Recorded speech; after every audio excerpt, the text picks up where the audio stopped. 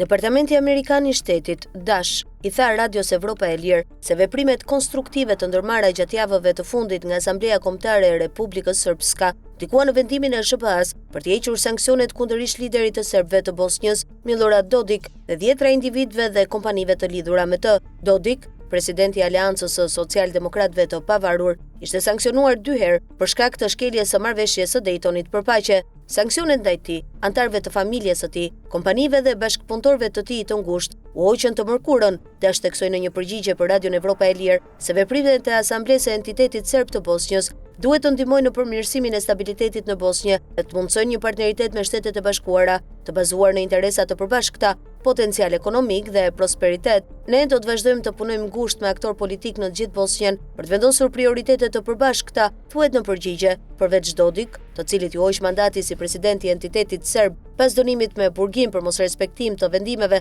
të përfaqësuesit të lartë në Bosnjë, nga lista e zezë amerikane u hoqën edhe antarja e presidencës së Bosnjës, Željka Zvijanović. Zyra amerikane për kontrollin e pasurive të huaja nuk dha shpjegime pse i hoqi ata nga lista e sanksioneve në njoftimin e saj të mërkurën.